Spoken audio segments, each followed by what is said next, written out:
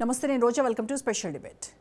కారం పొడిలో రసాయనాలు, టీ పొడిలో రంపపొట్టు, నెయ్యిలో పామాయిల్, పచ్చళ్లలో కెమికల్స్, నిల్వ ఉంచిన మాంసాలు, పండ్లకు రసాయన పూతలు, ఇలా చెప్పుకుంటూ పోతే ఎన్నో కల్తీలు. నిగనిగలాడేలా ప్యాకెట్లు, దానిపై బ్రాండెడ్ కంపెనీ లోగోలు పెట్టి మాయ చేస్తున్నారు. ఏది అసలు ఏది నకిలీయో గుర్తించడానికి వీలు లేకుండా బోల్తా కొట్టిస్తున్నారు. ఇంత జరుగుతుంటే ఫుడ్ సేఫ్టీ అధికారులు ఏం చేస్తున్నారు? అసలు కల్తీకి సంబంధించి చట్టాలు ఏం చెప్తున్నాయి? కంచంలో కాలకూట విషయంపై ఇవాల్టి స్పెషల్ డిబేట్.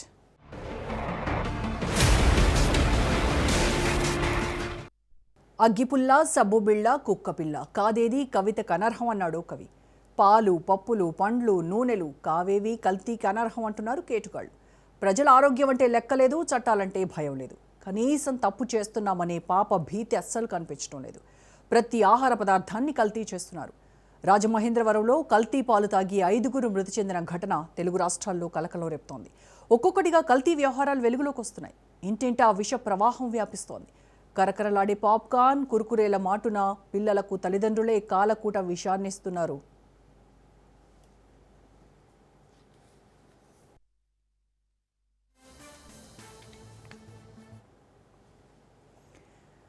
నిత్యం ఉపయోగించే ఆహారాలే కల్తీగాళ్ల టార్గెట్. ఇప్పుడు మార్కెట్లో దొరికే ప్యాకెట్ పాలు ఎంతవరకు స్వచ్ఛమైనవి అనేది పెద్ద ప్రశ్నగా మారింది.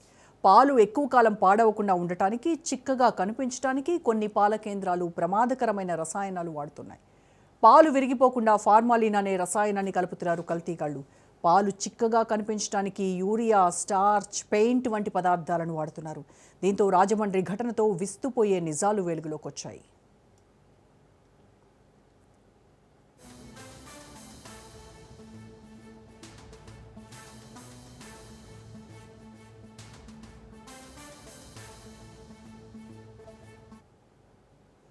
తిండి కలిగితే కండ కలదోయ్, కండ కలవాడే మనిషోయ్ అన్నారు గురజాడ అప్పారావు.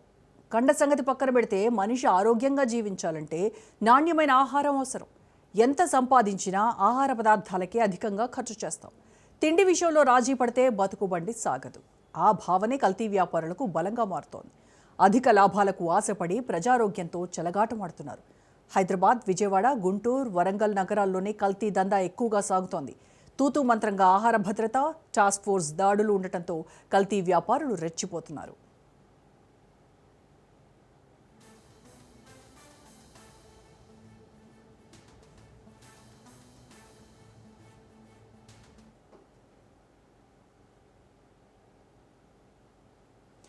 ఉదయం బ్రేక్ఫాస్ట్, మధ్యాహ్నం లంచ్, రాత్రికి డిన్నర్. సందర్భం ఏదైనా, వారం ఏదైనా చాలామంది హోటల్స్, రెస్టారెంట్స్కు వెళ్లాల్సిందే, కడుపు నిండా తినాల్సిందే.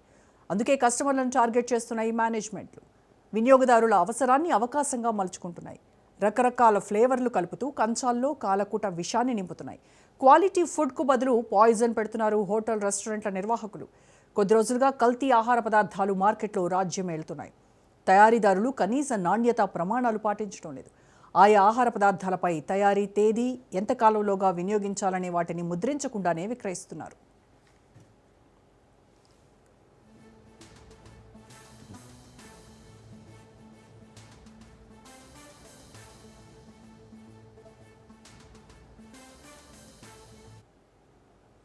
నిజానికి ఆహార భద్రతా ప్రమాణాల చట్టం 2006 ప్రకారం నాసిరకం ఉత్పత్తులు అని తేలితే సెక్షన్ 51 ప్రకారం 5 లక్షల వరకు జరిమానా విధిస్తారు.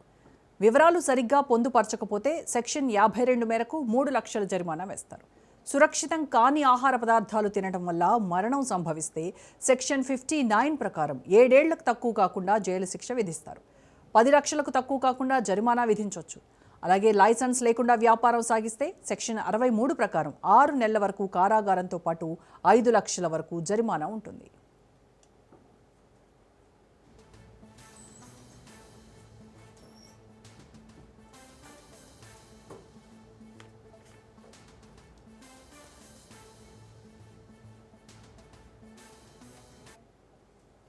ఆహార పదార్థాల కల్తీతో అనేక ఆరోగ్య సమస్యలు వస్తున్నాయి. నరాల బలహీనత, మెదడుపై ప్రభావం చూపి మెమరీ లాస్, ఇంటెలిజెన్స్ తగ్గడం, హార్ట్ ఫెయిల్యూర్, జీర్ణకోశ వ్యాధులు, ulcers, cancer, kidney failure, bone weak అవ్వడం, మజిల్స్పై ప్రభావం చూపడం, చర్మం ముడతలు పట్టడం జరుగుతోంది. వాడిన వంట నూనెను 2-3 సార్లు వాడటం వల్ల జీర్ణకోశ సమస్యలతో పాటు గుండెపోటు వచ్చే అవకాశాలు ఎక్కువ. పూర్తి స్థాయిలో ప్రభుత్వ నిఘా లేకపోవడం, సిబ్బంది కొరత, అరకొరగా తనిఖీలు చేస్తుండడం కల్తీగాళ్లకు కలిసొస్తోంది. వినియోగదారులు ఏమరపాటుగా నాసిరకం ఆహారాన్ని తింటే హోటల్ బిల్లులే కాదు హాస్పిటల్ బిల్లులు కూడా చెల్లించాల్సిందే. వినియోగదారులారా జర భద్రం, వీలైనంత బయట ఫుడ్కు దూరంగా ఉండండి, లేదంటే మీ ప్రాణాలను మీరే పణంగా పెట్టిన వారవుతారు. డబ్బులు ఇచ్చి మరీ అనారోగ్యాన్ని, జబ్బులను కొనుక్కున్నట్టే అవుతోంది. రైట్, ఈ కల్తీ దందా గురించి గత కొన్ని రోజులుగా మనం చూస్తూనే ఉన్నాము. పాలు కల్తీ, నెయ్యి కల్తీ, ఏది ముట్టుకున్నా కల్తీ కల్తీ కల్తీ. సో ఈ కల్తీకి చెక్ పెట్టడం ఎలాగా? రైట్గా ఈ కల్తీ దందా గురించి మాట్లాడదాం. ఇవాళ డిబేట్లో పార్టిసిపేట్ చేస్తున్నారు. స్టూడియోలో నాతో పాటు ఉన్నారు గౌరీ శంకర్ గారు, అడ్వకేట్ అండ్ అలాగే వినియోగదారుల ఫోరం అధ్యక్షులు. అలాగే జూమ్లో జాయిన్ అవుతున్నారు Krishna milk union director Vemuri Sai Venkataramana గారు, అండ్ విశ్లేషకులు తురగా శ్రీరామ్ గారు, and assistant food controller Sangareddy జిల్లా అమృతశ్రీ గారు మనతో జాయిన్ అయ్యారు. నమస్కారం అండి అందరికీ. రైట్, ముందుగా వెంకటరమణ గారు మీతో స్టార్ట్ చేద్దాం. డే స్టార్ట్ అయ్యేదే అందరికీ, పిల్లల నుంచి వృద్ధుల వరకు ఎవరికైనా సరే పాలు, టీ, కాఫీ అవి లేనిదే ఇక చాలా నిరుత్సాహం. అంటే ఒక 10 నిమిషాలు పాల ప్యాకెట్ రావడం లేట్ అయిందంటేనే యుద్ధాలు జరిగిపోతూ ఉంటాయి ఇళ్లలో. చాలామందికి అనుభవం కూడా ఇది. సో అలాంటి డే స్టార్ట్ అయ్యేటువంటి పాల ప్యాకెట్ నుంచి మొదలు పెడితే రాత్రి పడుకునేంత వరకు కూడా ప్రతిదీ మనం తినే దాంట్లో కల్తీ కల్తీ కల్తీ. సో ఈ పాల గురించి మనం ఎస్పెషల్లీ మాట్లాడుతున్నాం కాబట్టి అసలు ప్రస్తుతం మార్కెట్లో విక్రయిస్తున్నటువంటి ఈ పాల ప్యాకెట్స్ ఏవైతే ఉన్నాయో ఈ పాలు 100% స్వచ్ఛమని ఎవరు హామీ ఇవ్వాలి, ఎలా తెలుసుకోవాలి, ఏం చెప్తారు మీరు ఒక మిల్క్ యూనియన్ డైరెక్టర్గా? ఇక్కడ ముఖ్యంగా మనం చూసుకునేది మన మిల్క్కి సంబంధించి ఈ కల్తీ దీని మీద ఈరోజు ఈ రకమైన డిబేట్ పెట్టడం అనేది చాలా మంచి ప్రోగ్రామ్ అండి. ముఖ్యంగా ఈ జిల్లా వ్యాప్తంగా చూసుకుంటే ఈ లూజు పాలు సేల్ అనేది ప్రజల్లో కూడా విపరీతంగా పెరిగిందండి. ఎందుకనంటే ప్రజల్లో కూడా అవేర్నెస్ తేవాల్సిన అవసరం ప్రభుత్వాలకు కానీ అట్లాగే మనకు కానీ ఉందండి. ఎందుకనంటే ఈ ప్యాకెట్ పాలల్లో ఏదో నిల్వ ఉండటానికి కెమికల్ కలుపుతున్నారని, అట్లాగే లూజ్ పాలు అయితే ఈ ప్రత్యేకంగా గేదె పాలని ఒక రకమైన నమ్మకం, ఒక రకమైన ప్రోపకాండ కొనసాగించి ఈ బిందులతో వ్యాపారం చేసేవాళ్ళు ముఖ్యంగా వీళ్ళు కల్తీ చేసి ఈ రకంగా పాలు అమ్మటం జరుగుతుందండి. అంటే జనాల్లో ఒకటి వెంకటరమణ గారు, ఒకటి ఏంటంటే లూజ్ పాలు అయితే ఏంటంటే అట్లీస్ట్ వాడు నీళ్లు కలుపుతాడు, అంతకంటే వేరే ఏం కలపడు. కాకపోతే మీరు ఏంటంటే ఈ ప్రాసెస్డ్ దీంట్లో ప్రిజర్వేటివ్స్ కలుపుతారు, ఫార్మాలిన్ కలుపుతారు, పెయింట్స్ కలుపుతూ ఉన్నారు, రకరకాలుగా రసాయనాలన్నీ కలిపి వాటిని చాలా చిక్కగా కనిపించేలాగా చేయడానికి ఇవన్నీ చేస్తూ ఉన్నారు. సో అట్లీస్ట్ వాడు ఏ కుళాయి దగ్గర నీళ్ళు పట్టుకొని నింపుతాడు కదా, అది మేలు కదా. అంటే ముఖ్యంగా మనం పాలల్లో కల్తీ గురించి మాట్లాడుతున్న ముందల ఇప్పుడు నీళ్ళల్లో కూడా కల్తీ. ఇవాళ ఇదివరకు పనులకు వచ్చి బోధులో నీళ్లు తాగేవాళ్ళు అండి. అంటే ఆ రోజున ఉన్న నీళ్లు ఇవాళ ప్రతి వాళ్ళు కూడా పల్లెటూళ్ళలో కూడా నూతులో నీళ్లు కానీ హ్యాండ్ పంప్స్లో నీళ్లు కానీ మానేసి ఈ ప్రాసెస్డ్ వాటర్ మనకి ఆర్ఓ సిస్టమ్ వాటర్కి ఎక్కువగా అలవాటు పడిపోయిన దాఖలాలు ఎక్కువ అండి. అట్లాగే నీళ్ళల్లో కలుషితం లేదు అని మనం చెప్పడానికి వీల్లేని పరిస్థితి అండి. వాడు కలిపే నీళ్లు సరిగ్గా కలపకపోయినా అది విషతుల్యం అవుతుందండి. అట్లాగే వాళ్ళు ఇవాళ సేల్ అవన పాలు నిల్వ చేసుకోవడానికి ఫ్రిడ్జ్లో పెట్టి అవి అట్లాగే నీళ్లు కలిపినప్పుడు మళ్ళీ చిక్కగా కనపడటానికి మన స్కాచ్ లాంటి పౌడరు ఇట్లాంటివి అవి వాడటం, అట్లాగే అవి నిల్వ ఉండటానికి హైడ్రోజన్ పెరాక్సైడ్ వాడటం, అట్లాగే అవి కొంచెం ఫ్యాట్ కంటెంట్ నిలబడటానికి యూరియా కలపటం, ఇట్లాంటివన్నీ కూడా ఈ చిరు వ్యాపారంలో జరుగుతున్నాయండి. అవి తీసుకెళ్ళి వాళ్ళు ఈ పాలు తాగే వాళ్ళకి ఇవ్వటం, అవి అట్లాగే వెంటనే ఇవాళ మన కల్చర్ ఏంటంటే వేడి చేసుకుని పాలు తాగటం. ఆ వేడి చేసుకునే ప్రక్రియలో కూడా యూరియా పర్సంటేజ్ ఆ వేడి చేసిన కొద్దికి పెరుగుతుంది తప్పితే అది తరిగే పరిస్థితి లేదండి. అట్లాగే ఇప్పుడు ఈ మన పాల ఫ్యాక్టరీ కర్మాగారాల్లో ఈ పాయిచరైజేషన్ జరుగుతుందండి. పాలన పాయిచరైజేషన్ జరిగినప్పుడు 80 డిగ్రీల్లో మనం పాలు హీట్ చేసి ఒక్క 2 నిమిషాల్లోనే మళ్ళీ అది 4 డిగ్రీలకి తీసుకురావటం జరుగుతుందండి. ఆ ప్రక్రియ మనకి ఇళ్లలో ఉండదు. అంటే దాంట్లో ఉన్న అవశేషాలు పోవటానికి ఎక్కువ అవకాశం తక్కువ ఉంటుందండి. అట్లాగే సొసైటీ పరంగా చూసుకుంటే సొసైటీలో పాలు రైతు పోస్తే 1 గంట లోపలే బల్క్ కూలర్కి చేరి దాన్ని వెంటనే చిల్లింగ్ చేయటానికి ఆ, యూనియన్లు కానీ ఇదే ఈ మన పాల యూనియన్లు కృషి చేస్తాయండి. ఎందుకనంటే పాలల్లో విపరీతంగా బ్యాక్టీరియా రెట్లు రెట్లు మనకి నిలవన్న కుందికి పెరిగిపోతుందండి. దాన్ని వీలైనంత వరకు పెరగకుండా ఉంచడం కోసమే అది వెంటనే బల్క్ కూలర్కి చేర్చడం, అట్లాగే 4 డిగ్రీలు కూలింగ్ దీని మీద బయటికి అమ్మటం అవన్నీ జరుగుతాయండి. కానీ వీళ్ళు నిల్వ చేసే ప్రక్రియ కూడా వాళ్ళు తీసుకెళ్లి ఏదో బల్క్ కూలర్లో పెడతారు, లేకపోతే ఫ్రిడ్జ్ లో పెడతారండి. ఈ ఫ్రిడ్జ్లో కూలింగ్ కూడా వాళ్ళకి పనిచేయని పరిస్థితి ఉంటుంది. వీళ్ళు ఇవాళ రేపటికి పాలు చెడిపోతే మనకి ఆ ₹100 పోతాయేమో అనే ఉద్దేశంతో దాంట్లో నిల్వ ఉండటానికి హైడ్రోజన్ పెరాక్సైడ్ లాంటి కెమికల్స్ కలుపుతారు. అదే మనం ఇంట్లో వేడి చేసుకునే హీట్కి ఆ అవశేషాలు పోవండి. పోక ఆ, కిడ్నీ దెబ్బతింటం, లివర్ దెబ్బతింటం ఇట్లాంటి పరిస్థితులు జరుగుతాయండి.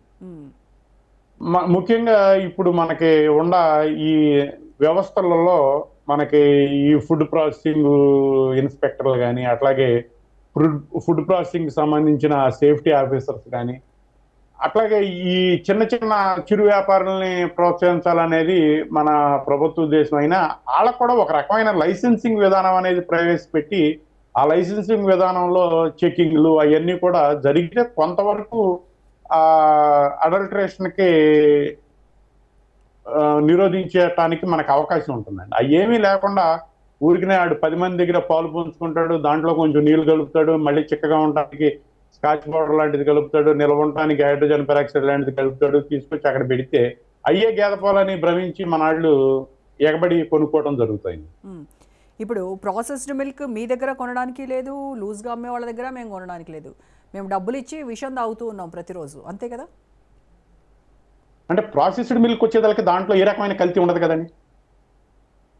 ఇప్పుడు మేము కూడా అన్ని రకాలు దరిదాపులో 30 రకాల టెస్టులు చేసి వాటిని బయటకు వదలటం అనేది జరుగుతుంది.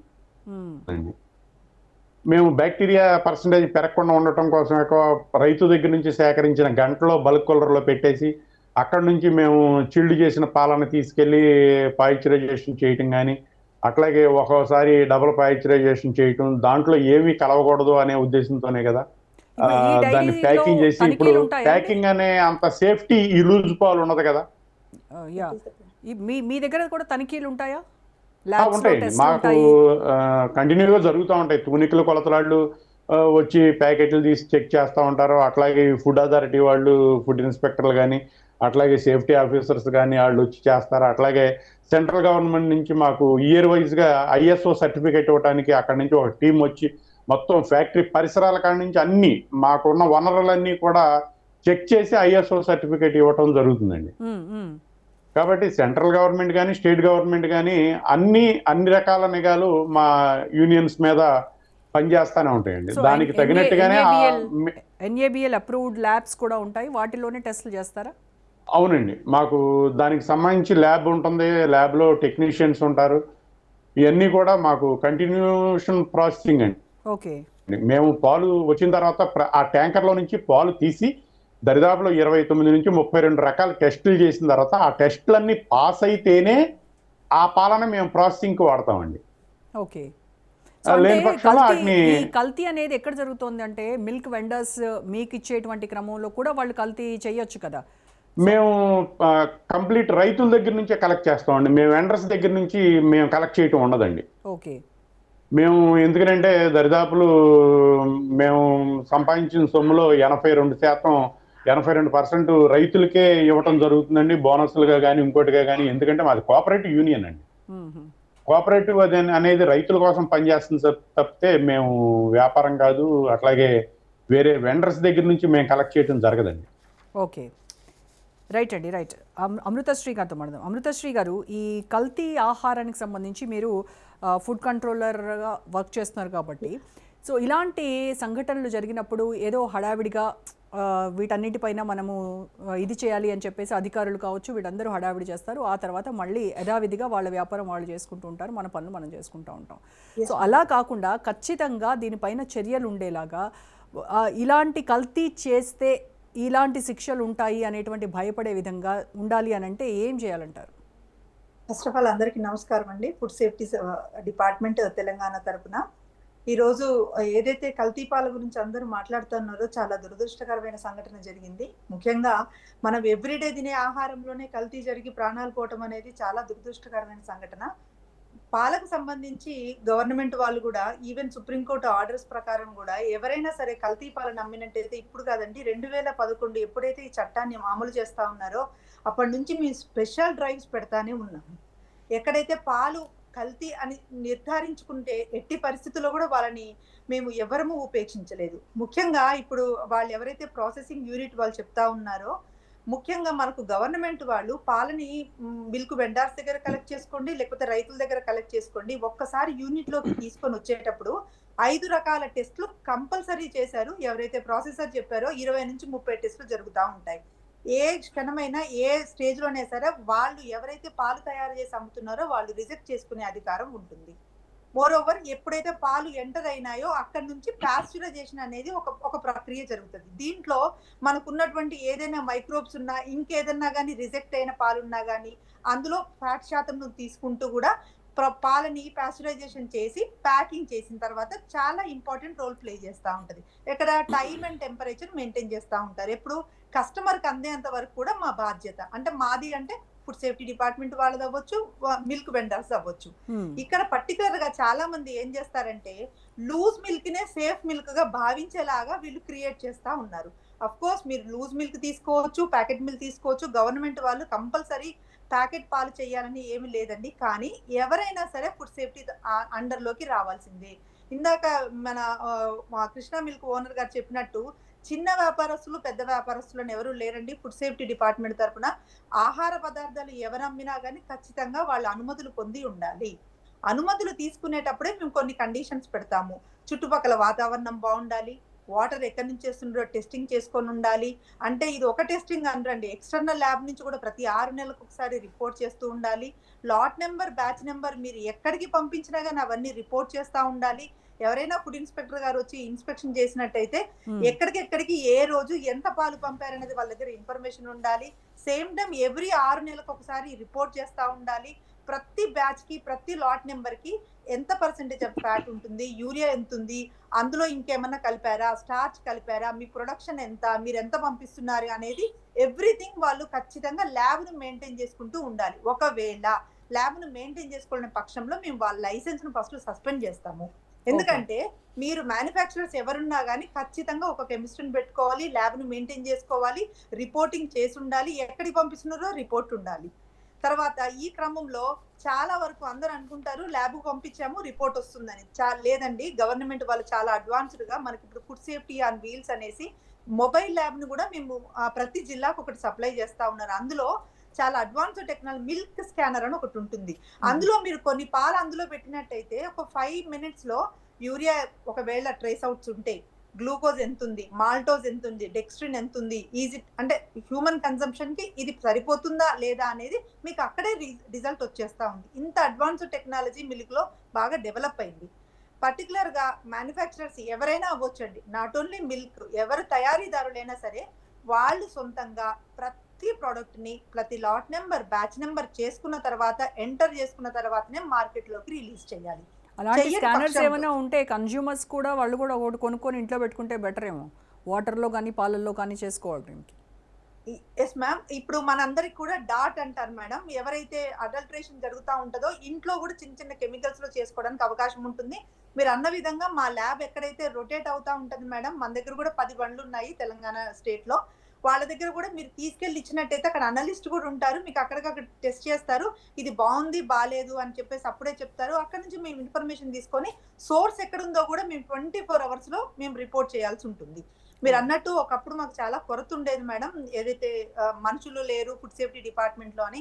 అలాంటి పరిస్థితిలో కూడా గవర్నమెంట్ వాళ్ళు ఈ మధ్య కాలంలో మేము చాలా వరకు 60 నుంచి 70 మందిని పనిచేస్తా ఉన్నాము. అప్పుడుతో పోల్చుకుంటే చాలా వరకు అవుతా ఉంది. వినియోగదారులు కూడా మనము ఎవరో తెలిసిన వాళ్ళని నురుగు కనపడేలాగా చేసి ఇది ఫ్రెష్ అని భ్రమించకుండా ప్యాకెట్ పాలను కానీ పైన లేబుల్ ఉంటే, ఒకవేళ లూజ్ పాలు అమ్మే వాళ్ళు ఉంటే అది ఎక్కడి నుంచి వస్తుంది సోర్సు, నిజంగా మిల్క్ నుంచే తయారు చేస్తున్నారా? ఎందుకంటే ఈ జనరేషన్ లో చాలా వరకు కెమికల్స్ యాడ్ చేయటం, ఫ్లేవర్స్ యాడ్ చేయటం ఇలాంటి నోన్ పీపుల్ ఎవరైతే మనకు తెలిసిన వాళ్ళు ఉంటారో ఒకసారి చెక్ చేసుకొని, మీ అందరికీ తెలుసు మోడరైజేషన్ వచ్చిన తర్వాత ఓపెన్ కిచెన్స్ అని, క్లౌడ్ కిచెన్స్ అని ఎవ్రీథింగ్ ట్రాన్స్పరెంట్ అవుతోంది. ఈవెన్ మనం రోజు తాగే మిల్క్ లో కూడా ఎక్కడి నుంచి వస్తుంది, నిజంగా మిల్కింగ్ చేస్తున్నాడా, లేకపోతే ఏమైనా సింథటిక్ ఏమైనా కలిపి తయారు చేస్తున్నాడా అని బాధ్యతగా మనము చెక్ చేసుకోవాలి. అలాంటిది ఏమైనా ఇన్ఫర్మేషన్ ఉంటే ఆన్లైన్ లో కానీ ఎక్కడ ఒక ఆఫీసర్ చెప్పిన ప్రతి కలెక్టరేట్ లో మన ఆఫీసులు ఉన్నాయి మేడం, అక్కడికి వెళ్ళి మీరు ఒక్క ఇన్ఫర్మేషన్ ఇచ్చిన ఉంటే 24 గంటల్లో మేము ట్రేస్ అవుట్ చేయడానికి అవకాశం ఉంటుంది. ఓకే, ఇప్పుడు అంటే పాల గురించి ఒక ఇన్సిడెంట్ అయింది కాబట్టి మనము పాలని ఎక్కువగా ఎంఫసైజ్ చేస్తున్నాము. బట్ ఇక్కడ ఏంటంటే సాధారణ వినియోగదారులు పాలు అవ్వచ్చు, నెయ్యి అవ్వచ్చు, టీ పొడి, కారం, మీరు ఏది యు నేమ్ ఎనీథింగ్ దాంట్లో ఖచ్చితంగా కల్తీనే ఉంటుంది. మసాలాల దగ్గర నుంచి రంపపొడి కలపడాలు ఇవన్నీ జరుగుతున్నాయి. అంటే ఒక పెద్ద బ్రాండ్ నేమ్ కనబడంగానే మనం ఈజీగా అట్రాక్ట్ అవుతాం. దానికి డబ్బులు ఎక్కువగా ఉన్నాయి కదా, సో ఇది మనం ఖర్చు ఎక్కువగా పెడుతున్నాం కాబట్టి ఇది ఖచ్చితంగా కల్తీ లేకుండా ఉండుంటుంది అనేటువంటి ఒక నమ్మకం అయితే వినియోగదారులకు ఉంటుంది. సో దాంతో ఎఫ్ఎస్ఎస్ఏఐ లైసెన్స్ నెంబర్ కనుక ఉంటే ఇది ఖచ్చితంగా మంచిదే అన్నటువంటి దీనిలో ఉన్నారు వినియోగదారులు. లేదు మ్యామ్, యాక్చువల్గా ఏంటంటే మేడం మీ అందరికీ తెలుసు లేబుల్ మీద ఎఫ్ఎస్ఎస్ఐ నెంబర్ తో పాటు మీరు ఒకవేళ అది ఆన్లైన్ లో ఒకసారి చెక్ చేసుకుంటే పబ్లిక్ డొమైన్ లో కూడా నిజంగా ఈ మనిషి అక్కడ మిల్కే తయారు చేస్తున్నాడా, ఇంకేదన్నా తయారు చేస్తున్నాడా, అసలు ఏమీ లేకుండా లైసెన్స్ తీసుకున్నది కూడా మనకు పబ్లిక్ డొమైన్ లో దాన్ని టెస్ట్ చేసుకోవడానికి అవకాశం ప్రతి కన్జ్యూమర్ కూడా ఉంది. మోర్ ఓవర్ ఒక మిల్కే కాదు మేడం, మిల్క్ ఇప్పుడు ఇష్యూ వచ్చింది కాబట్టి మాట్లాడుతున్నాము. ప్రతి కమోడిటీ మీద మ్యానుఫ్యాక్చరర్స్ కి కొన్ని రూల్స్ అండ్ రెగ్యులేషన్స్ ఉంటాయి, రీటైలర్స్ కి ఉంటాయి, తర్వాత ఎవరైతే డిస్ట్రిబ్యూటర్ చేస్తున్నారో వాళ్ళకు ఉంటాయి. ముఖ్యంగా పెరిషబుల్స్, తొందరగా పాడయ్యే పదార్థాలు ఏవి, పాలు, మిల్క్, అదేంటి మీటు, చికెన్ ఐటమ్స్, ఇలాంటి వాటి పెరిషబుల్స్ కూడా మేము ఏం చేస్తున్నామంటే వితిన్ 24 hours లో మీ అందరికీ తెలుసు బాగా కెమికల్స్ కలిపేసి ఫ్లేవర్స్ వేసేసి జింజర్ గార్లిక్ పేస్ట్ తయారు చేసి మార్కెట్లోకి రిలీజ్ చేస్తూ ఉంటారు. మనం బాగా గమనించవచ్చు మేడం, ఎవరైతే కల్తీ చేయాలనుకుంటారో వాళ్ళు లైసెన్స్ వైపుకు రారు, ప్రభుత్వ పరిధిలోకి రారు, వాళ్ళకు లైసెన్స్ అనేది ఉండదు. వాళ్ళు తయారు చేసే దగ్గర చిన్నగా మనల్ని బ్లేమ్ చేయడానికి, లేకపోతే అక్కడ డేట్ ని వేరేలాగా రాస్తాడు, స్పెల్లింగ్ మారుస్తుంటాడు, తర్వాత లేబుల్ మీద క్లారిటీగా మనకు కనపడదు, డేట్ ని చెడిపినట్టుగా ఉంటుంది, తర్వాత క్లారిటీగా ఇవ్వడు, అడ్రస్ తప్పు చెప్తా ఉంటాడు. సో ఇలాంటివన్నీ ఏదైనా కనిపించినప్పుడు కన్జ్యూమర్లు ఎవరైనా సరే ఇంక్లూడింగ్ మీ, మనం కూడా అలాంటిది ఏమైనా జరిగినప్పుడు ఇక్కడ ఏదో కల్తీ పదార్థం జరుగుతుందని షాప్ కీపర్ కి వాళ్ళకి చెప్పొచ్చు, ఈ పదార్థాలు ఉండకూడదని. సేమ్ టైం మాకు ఇంటిమేట్ చేసినట్టయితే అసలు అది ఎక్కడి నుంచి వచ్చింది, సోర్స్ ఏంటి, ఇప్పుడు అందరికీ టెక్నాలజీ పెరిగిపోయింది, రీకాల్ మెథడ్ అని ఒకటి పెట్టారు మేడం ఈ మధ్య కాలంలో. ఎక్కడి నుంచి తయారవుతుంది, ఎక్కడ డిస్ట్రిబ్యూట్ అయింది, ఎక్కడ సప్లై అవుతుంది, ఏ కన్స్యూమర్ చేరింది అనేది చాలా క్లియర్ గా ఆన్లైన్ లో కనబడతా ఉంది. మనకు చాలా ఓల్డెన్ డేస్ లో అన్ని కూడా మేము అన్ని మాన్యువల్ గా చేసేవాళ్ళం, కానీ ఇప్పుడు అలా కాదు మేడం, ప్యూర్లీ ఆన్లైన్ చేశారు. మీరు ఎక్కడ ఇన్స్పెక్షన్ చేస్తున్నారు, ఇన్స్పెక్షన్ లో ఏమవుతుంది అనేది నేను ఇక్కడ చేస్తూ ఉంటే నా కమిషనర్ తో సహా ఎవ్రీథింగ్ ఇస్ ట్రాన్స్పరెంట్, అందరికీ కనిపిస్తా ఉంది. మోర్ ఓవర్ మనం వాళ్ళకి ఇంటిమేట్ చేయగలగాలి, ఇది తప్పు జరుగుతున్నట్టు మాకు అనుమానంగా ఉంది అంటే ఖచ్చితంగా జిల్లాలో ఉన్న ఆఫీసర్లు అందరూ అలర్ట్ అయిపోయి 24 hours లో మేము దాన్ని రిజాల్వ్ చేస్తూ ఉన్నాం. రైట్ అండి.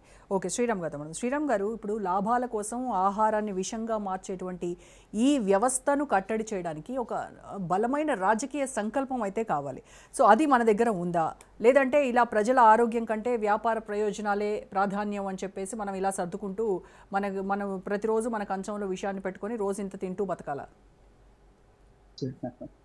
ఇప్పుడు మేడం చెప్పింది కానీ, లేదంటే మన కృష్ణా మిల్క్ ఆయన ఓనర్ గారు ఆయన చెప్పింది కానీ వింటే అసలు మనం అంత సేఫ్ ప్రపంచంలో ఉన్నామా అనిపిస్తుంది. మనం ఇంత హ్యాపీగా బతికే సేఫ్ ప్రపంచంలో ఉన్నామా. మరి ఏంటి దురదృష్టం ఏంటో, మరి పాలు తాగితే చచ్చిపోతున్నారు, సమోసా తింటే చచ్చిపోతున్నారు, పునుకులు తింటే చచ్చిపోతున్నారు, లేదంటే ఇంక మనం చాలా చెప్తారు, ఏదో రకరకాల నెయ్యి సంగతి చెప్తారు, ఇంకా రకరకాల అన్ని ఇట్లాంటి ఎలా జరుగుతున్నాయి, ఎంత మన సేఫ్ ప్రపంచంలో ఉంటే అనేది మరి అర్థం కాని విషయం. అది మళ్ళీ ప్రభుత్వాలు చెప్పాలి, అధికారులు చెప్పాలి.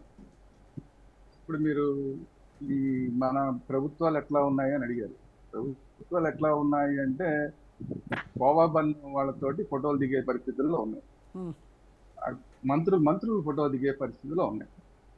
ఇప్పుడు వీళ్ళు చెప్పింది ఏది, ఈ ఫుడ్ సేఫ్టీ అధికారులు ఎవ్వరు కూడా చుట్టుపక్కల లేకుండా ఉండే వ్యాపారాలు చేస్తున్న వాళ్ళతోటి ఫోటోలు దిగి నువ్వు చేస్తున్నది కరెక్ట్ అని చెప్పి, నీకు మేము అండగా ఉన్నామని చెప్పి మంత్రులు ఫోటోలు దిగే స్థాయికి ప్రభుత్వాలు ఉన్నప్పుడు పాలల్లో కల్తీ అవుతుంది, నెయ్యిలో కల్తీ అవుతుంది, మొన్న ఏలూరులో చూసాం మనం. ఏలూరులో ఏం జరిగింది, మొత్తం కొవ్వు, జంతువుల కొవ్వుతోటి ఎముకల కొవ్వు తీసిన దాంట్లో తీసిన ఆయిల్ తోటి చేసిన సమోసాలు, పునుగులు మన ఎప్పటి నుంచో తినిపిస్తున్నారు.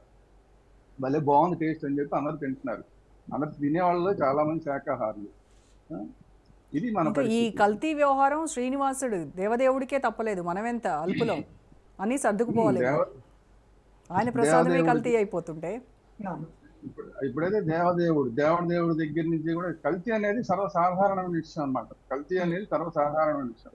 అయితే మన ప్రభుత్వాలు, మన రాజకీయ నాయకులు ఎట్లా ఉంటారంటే, దేవదేవుడి దగ్గర కల్తీ జరిగితేనేమో అది తప్పు అంటారు, కోవా బన్ దగ్గర ఏమో రైట్ అంటారు, లేదా పాల దగ్గర ఏమో చాలా ఘోరం అని చెప్పి చర్చలు పెడతారు. ఇంకో దగ్గర దుర్గా నెయ్యి దగ్గరికి వెళ్ళేసరికి, దుర్గా నెయ్యి వాళ్ళ దగ్గరికి వెళ్ళేసరికి వాళ్ళు ఏదో డబ్బులు ఏదో మెయింటైన్ చేస్తారు, ఇట్లాంటివన్నీ జరుగుతూ ఉంటాయి. కాబట్టి వాళ్ళ దగ్గరికి వెళ్ళినప్పుడు తూతు మంత్రంగా 2 కేసులు పెట్టి వదిలేస్తారు.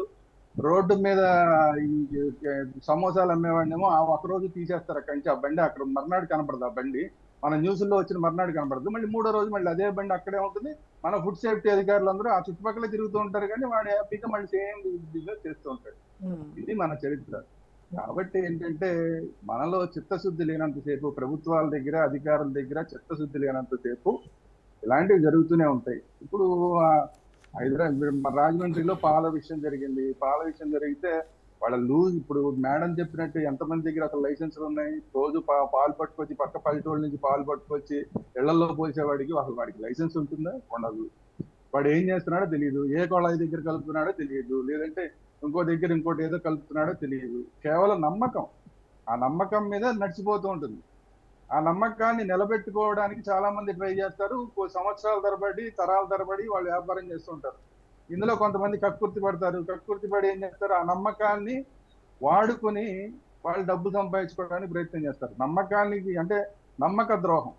ఈ నమ్మక ద్రోహం ఇప్పుడు మనం దేవుడిని నమ్మకపోవచ్చు, దేవుడిని నమ్మకపోయినా మనకేం నష్టం లేదు, మనం బతికేయగలం. కానీ పాలన నమ్మకపోతే మనం బతకలేమండి. పాలన నమ్మకపోతే మన పిల్లలకి పాలే ఉండవు. ఇవాళ రేపు అసలు ఎంతమంది తల్లులు పిల్లలకి పాలు ఇవ్వగలుగుతారు? అలాంటి వాళ్ళకి 3వ నెల, 4వ నెలల నుంచో, కనీసం 5వ నెలల నుంచి అన్నా కూడా పాలు మనం పట్టాల్సిందే, బయట పాలు పట్టాల్సినప్పుడు ఆ పాలను నమ్మకపోతే ఇంకా మన జీవితమే లేదు ఈ రోజున. అట్లాంటి పాలలోనే ఇంత కల్తీ జరుగుతుందంటే, 1 కాదు 2 కాదు, మీరు ఒక పెద్ద లిస్ట్ చదివారు. యూరియా దగ్గర నుంచి మొదలుపెట్టి రకరకాల లిస్ట్ చదివారు. మరి ఇవన్నీ ఇన్ని చేస్తున్నారంటే ఎంత పాపం. కానీ కేవలం నమ్మక తప్పని పరిస్థితి. ఈవెన్ ప్యాకేజ్డ్ పాలు కూడా డేట్ మాత్రం ఉంటుంది. అందరిళ్లలోని అనుభవమే మనకి. డేట్ మాత్రం ఉంటుంది, కానీ పాలు వేడి పెట్టంగానే విరిగిపోతాయి. ఎట్లా విరిగిపోతున్నాయి? ఏదో ఉంది అక్కడ, కూలింగ్ లోపమా, ఇంకో లోపమా ఏదో ఉంటుంది. విరిగిపోతున్నాయి. ఎట్లా విరిగిపోతున్నాయి అనేది మనకు అర్థం కాదు. మనం మళ్ళీ తీసుకెళ్లి రిటర్న్ ఇవ్వడానికి అవకాశం లేదు. ఆడి ఇటు మళ్ళీ వెళ్తే పోవే అంటాడు. అంటే ప్యాకేజ్డ్ ప్రాసెస్డ్ మిల్క్ లో అసలు కల్తీనే ఉండదని చెప్తున్నారు కదా. ఉండదని చెప్పిన వాళ్ళే, ఉండదని వాళ్ళు శాస్త్రీయంగా పాపం వాళ్ళు చేస్తారు. ఎక్కడో కూలింగ్ దగ్గర లోపమా, ఇంకో దగ్గర లోపమా, ఇంకోటి ఏదో జరుగుతుంది. దానివల్ల ఏమవుతుంది, ఇవి మళ్ళీ ఎలాంటి పాలు, మళ్ళీ మన ముఖ్యమంత్రుల ఫ్యామిలీలు నడిపించే పాలు, లేదంటే మన పెద్దవాళ్ళు, మన మంత్రుల్లో ఇంకొకళ్ళు దాని వెనకాల నడిపించే వాళ్ళు, అట్లాంటి ఎమ్మెల్యేలు, మన ఎమ్మెల్యేలు ఉండి నడిపించే పాల కంపెనీలు, వీళ్ళ పాలే ఇవన్నీ. వాళ్ళని చూసి మనం మామూలు మన పాలవాడిని ఎలా నమ్ముతామో, పెద్ద ఎమ్మెల్యే గారు ఆయన ఆధ్వర్యం నడుస్తుంది ఈ పాలవాడినన్నా నమ్మవేమో, వాడు నీళ్లు కలుపుతాడు, వాడు ఇంకేదో అని. కానీ వీళ్ళందరూ గొప్ప వాళ్ళు, వీళ్ళు ఎలాంటి పనులు చెయ్యరు అనే ఒక పెద్ద నమ్మకం ఉంటుంది. ఆ కంపెనీల పేర్లు చూస్తే అలా ఉంటాయి. అబ్బా, ఈ కంపెనీ పేరు చూస్తే చాలా మనకు కొనొచ్చు గ్యారంటీ అనిపిస్తుంది. తీరా చూస్తేనేమో విరిగిపోతాయి పాలు వేడి పెట్టంగా. అట్లా 1-2 సార్లు జరిగితే పోనీ ఏదో కర్మ అనుకోవచ్చు. రెగ్యులర్ గా జరుగుతూనే ఉంటాయి.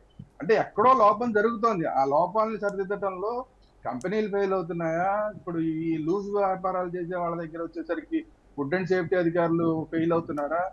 ఎందుకు ఆ ఫుడ్ అండ్ సేఫ్టీ అధికారులు ఫెయిల్ అయ్యారని క్లియర్. దానికి సరే ఫోన్లే, వీళ్ళందరికీ ఏదో జబ్బులు వచ్చినాయి, కిడ్నీలు పోయినాయి, తీసుకెళ్లి హాస్పిటల్లో పెడితే హాస్పిటల్లో డాక్టర్లు లేరు, డాక్టర్లు సరిగా పని చేయలేదు. అక్కడి నుంచి తీసుకొచ్చి రాజమండ్రిని తీసుకొచ్చి విశాఖపట్నం దాకా తీసుకురావాల్సి వచ్చిన పేషెంట్లని. అంటే వ్యవస్థలో ఎవరు సరిగా పనిచేయట్లా. ఇప్పుడు ఆ విశాఖపట్నం తీసుకొస్తే కూడా ఒక బాలుడు ఎవరో చనిపోయాడు. ఇట్లాంటి పరిస్థితుల్లో మనం ఉన్నాం. మనం ఎవరిని నమ్మాలి? మనం గత్యంతరం లేని పరిస్థితుల్లో కాంప్రమైజ్ అయి బతుకుతున్నాం ఈ సొసైటీలో. కాంప్రమైజ్ అయి బతుకుతున్నాం. మనకి కాస్త రంగు కనపడం కానీ భలే ఉందే, బాగా సూపర్ గా ఉంది. ఇప్పుడు అది చికెనో మటనో అనుకోండి, దాని మీద కొద్దిగా ఎర్రగా బుర్రగా కనపడం కానీ అబ్బో ఫ్రెష్ గా ఉంది అనుకుని వెళ్ళి తింటాడు. ఈ చీర చూస్తే అది దాని నిండా రంగులు అంటున్న మ్యాక్సిమం తర్వాత ఎప్పటికో అర్థమవుతుంది. ఇవాళ ఇప్పుడు మనం సీజన్ హలీం సీజన్ లో ఉన్నాం. ఆ హలీంలు ఎంత సేఫ్ గా తయారు చేస్తారు, రోడ్డు పక్కన తయారు చేస్తారు. ఫుడ్ అండ్ సేఫ్టీ అధికారులు వాటిని ప్రతిసారి చెకింగ్లు చేస్తున్నారా? చేస్తుంటే కనుక ఇప్పుడు వాటి పరిస్థితి ఏంటి? ఇలాంటివన్నీ రోడ్డు పక్కన వాళ్ళందరికీ కూడా వాళ్ళందరినీ రెగ్యులర్ గా చెకప్ చేస్తూ ఉంటేనే కొంత సేఫ్టీ ఉంటుంది, లేదంటే అది కూడా ఉండదు. కరెక్ట్. అంటే లూజ్ గా అమ్మే ఏ వస్తువు మీద అయినా సరే ఫుడ్ అండ్ సేఫ్టీ అధికారులు కూడా ఎంతవరకు చెక్ చేయగలరు అనేది కూడా ఒక ఇంపార్టెంట్ ఇష్యూ. ఇప్పుడు మేడం చెప్తున్నారు తెలంగాణలో మాకేదో 10 వెహికల్స్ ఉన్నాయండి, మొబైల్ వెహికల్స్ ఉన్నాయండి అంటారు. సూపర్. కానీ తెలంగాణ ఉన్నదంతా మొబైల్ సేఫ్టీ వెహికల్స్ ఉన్నదండి. ఇది కదా సమస్య. ప్రతి చోటకి వెళ్ళలేరు కదా మేడం అంటే, ఏదంటే ఆ వెహికల్స్ కానీ పెద్ద అదేమి ఆయా మత్స్యంద్ర కాదు కదా. అంటే ఇంకా ఎన్ని వెహికల్స్ కావాలి రాష్ట్ర వ్యాప్తంగా చేయాలంటే? ఎన్ని వెహికల్స్ కావాలి, ఎంత సిబ్బంది కావాలి, ఎన్ని ల్యాబులు కావాలి? ప్రతి ఊరికి ఓ ల్యాబ్ పెట్టలేరు కదా. ఎక్కడ ఇప్పుడు రాజమండ్రి లాంటి చోటే ఒక ల్యాబ్ లేదా కానీ ఇప్పుడు ఇందాక ఒక గోల్ పెడుతున్నారు రాజమండ్రి వాళ్ళు, మాకు అసలు ల్యాబే లేదు ఇక్కడ. మళ్ళీ మేము కాకినాడ పంపించాలి, లేదంటే విశాఖపట్నం పంపించాలి, లేదంటే విజయవాడ పంపించాలి. అంటే రాజమండ్రి లాంటి చోటే ఒక ల్యాబ్ పెట్టుకోలేని పరిస్థితుల్లో మనం ఉన్నాము అంటే, తెలంగాణలో అయినా సరే ఇప్పుడు హైదరాబాద్ లో అంటే ఉంటాయి, గ్యారంటీగా ఉంటాయి. కానీ లోపల ఊళ్ళలోకి వెళ్ళినప్పుడు చిన్న చిన్న పట్టణాల్లో ఎన్ని చోట్ల ల్యాబ్లు ఉన్నాయి? లేవు. ప్రతి చోట టెస్టింగ్ చేయించగలమా? అసలు పల్లెటూళ్ళలో చిన్న చిన్న మండల కేంద్రాల్లో ఎన్ని ల్యాబ్లు ఉన్నాయి?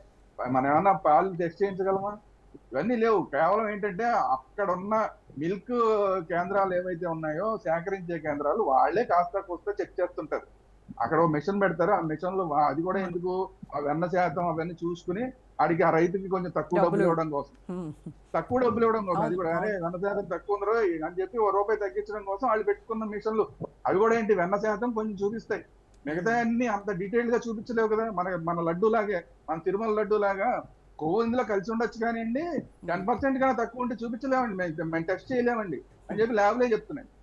అట్లాగా ఇవి కూడా ఊరికే కొవ్వు ఎంత శాతం ఉంది అనేది కొంచెం చూస్తాయి తప్ప మిగతా ఇప్పుడు మిత్రులు చెప్తున్నారు 32 టెస్టులు చేస్తా ఉంటారు. ఆ 32 టెస్టులు ఏ మండల కేంద్రంలో అసలు మనం చేయగలమా? చేయలేం. ఇట్లాంటి పరిస్థితులు ఉన్నప్పుడు కొంచెం ఈ రిస్క్ అనేది ఖచ్చితంగా ఉంటుంది. కొంచెం దుర్మార్గులు ఏంటంటే కావాలని చేస్తుంటారు. కానీ రాజమండ్రి విషయంలో ఇంకా డౌట్స్ ఉన్నాయి. కావాలని జరిగిందా, పొరపాటున జరిగిందా? ఎందుకంటే ఆ కూలర్ల విషయం ఇప్పుడు చాలా మాట్లాడుకోవాలి. ఈ కూలర్ల విషయంలో అతను ఏదో రిపేర్ చేయించాడు, దాని వల్ల ఏదో వచ్చింది, ఏదో కలిసింది అని చెప్తున్నారు. అసలు ఈ కూలర్లు ఏంటి, ఈ కూలర్ల వ్యవస్థ ఏంటి, ఈ కూలర్లు ఎంత సేఫ్ గా ఉన్నాయి? ప్రతి వాళ్ళు కూలింగ్ సాయంత్రం అయిపోతే వాటన్నింటినీ కూలర్లో పెట్టాల్సిందే. ఆ కూలర్లో పెట్టిన తర్వాత దాని సేఫ్టీ ఏంటి? ఆ కూలర్లు గ్యాస్ ఫిల్లింగ్ చేసిన తర్వాత ఎప్పుడో పాత పడిపోయిన వాటిని గ్యాస్ రీఫిల్లింగ్ చేసి పెట్టిన ఆ కూలర్లు, అలాంటి వాటిల్లో ఉంటే ఎంత సేఫ్టీ? వీటి మీద అసలు మనకేమన్నా ఒక రిపోర్ట్ ఏదైనా మన దగ్గర ఉందా అంటే ఏది లేదు. కాబట్టి ఏంటంటే రకరకాలు ఉన్నాయి. వీటన్నిటినీ మనం అన్ని చూసుకుంటూ వెళ్ళగలిగితే సమగ్రంగా దీనిపైన ఒక చర్చ అనేది జరగాలి, ప్రభుత్వాలు అలాగే అధికారులు. ఇప్పుడు మనం మా రాజమండ్రిలో జరగంగానే ఇప్పుడు ఫుడ్ అండ్ సేఫ్టీ అధికారులు చూడండి ఎంత యాక్టివ్ గా పనిచేస్తారు. అసలు అంటే 4 రోజులు హడావిడి ఉంటుంది. అసలు ఇక్కడ అసలు ఇంతమంది ఉన్నారని ఇవాళ తెలుస్తుంది మనకి. రోజు మనకి తెలియదు అసలు ఎంతమంది ఫుడ్ అండ్ సేఫ్టీ అధికారులు ఉన్నారని. ఇవాళ చూడండి, ఎక్కడ చూసినా ఇక్కడ చేస్తున్నారు. వాళ్ళే పిలిచి మీడియాని పిలిచి వీడియోలు తీయించుకుని వేయించుకుంటున్నారు. మిగతా అప్పుడు అసలు వీళ్ళందరూ ఎక్కడ ఉంటారో కూడా తెలియదు. ఇంకొక 4 రోజులు ఆగండి, వాళ్ళల్లో ఒక్కళ్ళు కూడా కనపడరు ఎవరు. అదే చెప్పబోతున్నా, 2 రోజులు పోయినట్టు ఇంకంతే, మళ్ళీ వీళ్ళెవ్వరు కనపడరు. చక్కగా వీడియోలు చూసుకుంటూ, ఫోన్లో వీడియోలు చూసుకుంటూ. మేడం ఉన్నారు, దయచేసి ఏమనుకోవద్దు. అంటే చాలా మంది పరిస్థితులు మేడం ఉన్నారు కాబట్టి అంటే ఒకళ్ళని పాయింట్ అవుట్ చేయడం కాదు, జనరలైజ్ చేసి చెప్తున్నారు. నిజంగా ఇష్యూ కూడా అలాగే ఉంది. మంది ఉంటే ఎలా జరుగుతున్నాయండి? ఎగ్జాక్ట్లీ ఎలా జరుగుతాయి? ఇన్ని దుర్మార్గాలు ఎలా జరుగుతున్నాయి? కాబట్టి ఏంటంటే లోపాలు ఉన్నాయి. ఆ లోపాలను సరిదిద్దుకోవాల్సిన బాధ్యత మన వ్యవస్థ మీద ఉన్నది, మన ప్రభుత్వం మీద ఉన్నది, మన అధికారుల మీద. రైట్. అమృత గారు చెప్పండి. Yes ma'am. యాక్చువల్ గా ఇప్పుడు సార్ చెప్పింది మాకు అర్థమవుతుంది మేడం. ఫస్ట్ ఆఫ్ ఆల్ దీన్ని ఎక్కడ లోపం జరుగుతుంది అన్న ఆలోచన అందరికి వచ్చినప్పుడు, ఎక్కడైతే ఒక్కరు పర్టికులర్ గా ఒక ఫుడ్ తయారు చేసేటప్పుడు ఒక మనిషి మాత్రమే ఇన్వాల్వ్ అవ్వరు, ఒక గ్రూప్ ఆఫ్ పీపుల్ ఇన్వాల్వ్ అవుతారు. ఇక్కడ ఏమవుతుందంటే మన దగ్గరకు స్కిల్డ్ లేకపోవటం వలన ఇప్పుడు కొన్ని పర్మిటెడ్ కలర్స్ ఉంటాయి, ఎంత పర్మిటెడ్ కలర్ వేయాలనేది ఆ తయారు చేసే వాడికి తెలియకపోవడం వలన జరుగుతుందని ట్రైనింగ్స్ కూడా కంపల్సరీ చేసింది గవర్నమెంట్ వారు. తర్వాత ఇందులో ఒకరి బాధ్యత కాకుండా అందరినీ బాధ్యతగా సమిష్టిగా చేయడానికి ప్రతి జిల్లాలో 2 రాష్ట్రాల్లో దేశమంతటా కూడా ఖచ్చితంగా ఫుడ్ హ్యాండ్లర్స్ కి ట్రైనింగ్ ఇస్తా ఉన్నారు. దీనికి ఎన్జిఓ సపోర్ట్ తీసుకుంటున్నారు. ఎవరెవరైతే రెస్టారెంట్ లో, పాల మిల్క్ దాంట్లో, మ్యానుఫ్యాక్చరింగ్ దాంట్లో ఎవరైతే ఇన్వాల్వ్ అవుతున్నారో వాళ్ళందరికీ ఎవ్రీ 2 years ఒకసారి ఖచ్చితంగా వాళ్ళకి స్కిల్డ్ ట్రైనింగ్ ఇవ్వాలి అన్న కాన్సెప్ట్ తోటి చాలా వరకు ఇప్పుడు లక్షల మంది ట్రైనింగ్ అవుతా ఉన్నారు. రెండో విషయం సార్ చెప్పినట్టు పర్మిషన్స్ ఇచ్చి మేము ఎప్పుడు వదలలేదండి. కంటిన్యూస్ గా మానిటరింగ్ జరుగుతూ ఉంటుంది, ఆన్లైన్ లో జరుగుతూ ఉంటుంది. ఒక మ్యానుఫ్యాక్చరింగ్ యూనిట్ వాళ్ళు వచ్చి ప్రతి దగ్గర ల్యాబ్ పెట్టక్కర్లేదు, ఎవరు తయారీదారు ఉంటాడో ఆయన చెక్ చేసుకొని ఆ లాట్ నెంబర్ ని ఇప్పుడు మిల్క్ ఉంటది తయారు చేసి ప్యాకింగ్ చేసి పంపుతున్నాడు. తర్వాత ఎక్కడ టైము టెంపరేచర్ మెయింటైన్ చేసుకోమని అందులో ఇన్స్ట్రక్షన్స్ ఫాలో అవ్వమని చెప్తున్నారు. అంతేగాని ప్రతి ఇంటికి ప్రతి ల్యాబ్ ఉండక్కర్లేదు మేడం. ఏ తయారీదారుడైనా సరే తన దగ్గర ఒక యూనిట్ ని పెట్టుకొని తను కెమిస్ట్రీని పెట్టుకొని తయారు ఇది సేఫ్ ఫర్ ఫుడ్ అనేసి బయటికి రిలీజ్ చేస్తా ఉంటాడు. కాబట్టి ఎవరికి అది అక్కర్లేదు. తర్వాత ఫుడ్ సేఫ్టీ ఆఫీసర్లు అప్పట్లాగా ఇప్పుడు ఎవరు లేరండి. చాలా వరకు మాకు టార్గెట్స్ ఉంటాయి, మేము కంటిన్యూస్ గా చేస్తుంటాము. ఇది కాకుండా కూడా మేము అదర్ దాన్ దిస్ శాంప్లింగ్ చేయటము, కెమికల్ అనాలిసిస్ చేయటం 50% అయితే ఎన్ఫోర్స్మెంట్ యాక్టివిటీస్, ట్రైనింగ్ ఇవ్వటము, అవేర్నెస్ క్రియేట్ చేయటము, పిల్లలకి వెళ్ళి చెప్పడము, స్కూల్ చిల్డ్రన్ నుంచి కూడా ఫుడ్ మీద అవగాహన కల్పించడము. ఇక్కడ ఏమవుతుందంటే అన్ఆథరైజ్డ్ సెక్టర్ లో ఉండేసరికి స్కిల్డ్ వర్కర్స్ ఎవరు ఉండట్లేదు. ఒక 10,000 పెట్టుకుంటాడు మేడం, ఇడ్లీ బండి పెట్టుకుంటాడు, ఇంకొకసారి వచ్చేసరికి ఆయనకి ఏం స్కిల్ ఉండదు. ఎగ్జాక్ట్లీ అమృత గారు, మీరు ఏదైతే చెప్తున్నారో అది ఖచ్చితంగా చేతల్లో కనుక కనబడితే, ఇందాక శ్రీరామ్ గారు చెప్పినట్టుగా నిజంగా మనం ఇంత హ్యాపీ ప్రపంచంలో ఉన్నామా, ఇంత హ్యాపీ సమాజంలో బతుకుతున్నామా అన్నటువంటి ఒక రోజు వస్తుంది డెఫినెట్గా. కాకపోతే దానికి కావాల్సిందంతా అధికారుల్లో చిత్తశుద్ధి కావాలి. వినియోగదారుల ఫోరం అధ్యక్షుడు సో గౌరీశంకర్ గారు, ఎక్కడైనా ఏ విషయంలోనైనా ఏ పదార్థంలోనైనా కల్తీ అన్న మాట వినపడి కల్తీ జరిగింది అని అన్నప్పుడు మా మైండ్స్లో ఫ్లాష్ అయ్యేటువంటిది ఒకటే వినియోగదారుల ఫోరం, దీంట్లో మనం కంప్లైంట్ చేయాలి, దీంట్లో ఖచ్చితంగా న్యాయం జరుగుతుంది అనేటువంటి ఒక ఐడియా వస్తూ ఉంటుంది. సో అసలు ఈ ప్యాకెట్ పాల గురించి మాట్లాడుకుంటున్నాం కాబట్టి వీటిల్లో ఎక్కువగా అంటే వెండర్స్ దగ్గర కల్తీ జరుగుతుందా, లేదంటే ఈ ప్రాసెస్ చేసేటువంటి ఆ విధానంలో జరుగుతుందా, మనం ఎలా కనిపెట్టాలంటారు కల్తీని? ఒకటి కల్తీ అంటే ఓన్లీ పాలు ఒకటే కల్తీ కాదు, ఆహార పదార్థాలు. మనకు food safety and standards act ప్రకారము ఫ్రమ్ ఫార్మ్ టు ప్లేట్, అంటే పొలాల్లో పండించే పంట దగ్గర నుంచి, అక్కడి నుంచి ఆహార పదార్థం దగ్గర నుంచి, తర్వాత వండి ఇంటికి వచ్చి మన ప్లేట్ దగ్గరికి వచ్చి తినే దగ్గర దాకా రకరకాల ప్రాసెస్ ఉంటుంది. From production to consumption. ఈ మధ్యలో ఉత్పత్తిదారులు ఉంటారు, దాన్ని ప్రాసెస్ చేసే వాళ్ళు ఉంటారు, మ్యానుఫ్యాక్చరర్స్ ఉంటారు, డిస్ట్రిబ్యూటర్స్ ఉంటారు, రిటైలర్స్ ఉంటారు. ఆ రిటైలర్స్ దగ్గర మనం కొంటాం. సో ఈ కల్తీ అనేది రకరకాల, మనకు రోజు పొద్దున్న లేస్తుంది మొదలుకొని రాత్రి పడుకునే దాకా ఎన్నో వందల రకాల వస్తువులు, ఆహార పదార్థాలు ఉపయోగిస్తుంటాం. రకరకాల వస్తువులు, కేవలం ఈ పాలనే కాదు, మనకు కావాల్సిన అన్ని రకాల ఆహార పదార్థాలు కావచ్చు, వస్తువులు కావచ్చు, బట్టలు కావచ్చు, పుస్తకాలు కావచ్చు, రకరకాల వస్తువులు కొంటూ ఉంటాం. అదేవిధంగా రకరకాల సేవలు కూడా ఉపయోగించుకుంటుంటాం. బ్యాంకులు, ఇన్సూరెన్స్, ఫైనాన్స్ కంపెనీలు, chit fund companies, real estates, ఇలా రకరకాల మెడికల్ సర్వీసెస్, ఇలా రకరకాల సేవలు ఉపయోగించుకుంటుంటాం. ఈ విధంగా రకరకాల వస్తువులు, సేవలు ఉపయోగించుకునే ప్రతి వ్యక్తి కూడా వినియోగదారుడు అవుతాడు. మనం డబ్బులు చెల్లించి మనము తగిన ప్రతిఫలం రావాలి. మనకు 100 రూపాయలు ఖర్చు పెడితే ఏదైనా వస్తువు మీద, ఆహార పదార్థం కావచ్చు, కూల్ డ్రింక్ కావచ్చు, లేదా మందులు కావచ్చు, లేదా ఏదైనా సరే ఏ వస్తువు మీద కానీ, ఏ సేవ మీద కానీ మనం ఎంత ఖర్చు పెడితే అంత మనకు ప్రతిఫలం రావాలి. కానీ ఈ తూకాల్లో, కొలతలో మోసాలు కానీ, కల్తీలు కానీ, నకిలీ వస్తువులు కానీ, నాణ్యత వస్తువులు కానీ, మిస్బ్రాండెడ్, మిస్లీడింగ్ అడ్వర్టైజ్మెంట్స్, ఇలా రకరకాల సబ్స్టాండర్డ్ ప్రోడక్ట్స్ కానీ, షార్ట్ పేమెంట్స్ కానీ, తర్వాత మిస్లీడింగ్ అడ్వర్టైజ్మెంట్స్ కానీ, అలా సేవల లోపాలు, పేమెంట్స్ తక్కువ, తూకాలు తక్కువ, ఇలా రకరకాల పద్ధతులు అవలంబించి ఈ వ్యాపారస్తులు, అంటే అందరూ కాదు, కొందరు అన్స్క్రూపులస్ ట్రేడర్స్ కానీ, మ్యానుఫ్యాక్చరర్స్ కానీ, సర్వీసెస్ అందజేసే వాళ్ళు కానీ, ఈ సంస్థ లాభాలు ఎక్కువ రావాలనే ఉద్దేశంతో రకరకాల పద్ధతులను అవలంబిస్తున్నాండి. అది అన్ఫైటెడ్ ప్రాక్టీస్ కావచ్చు, డిఫిషియెంట్ సర్వీస్ కావచ్చు, డిఫెక్టివ్ గుడ్స్ కావచ్చు. వాటిలో ఏంటంటే ఇప్పుడు పర్టికులర్లీ కల్తీ ఎందుకు జరుగుతుందంటే, నాకు తెలిసిన పెద్ద పెద్ద కంపెనీలు సాధారణంగా చేయరండి. పెద్ద పెద్ద కంపెనీస్ అంటే వేలలో, లక్షల రూపాయలు, కోట్ల రూపాయలు పెట్టి అన్ని రకాల లైసెన్స్ తీసుకొని సాధ్యమంత వరకు స్టాండర్డ్స్ ఫాలో అవుతుంటారు.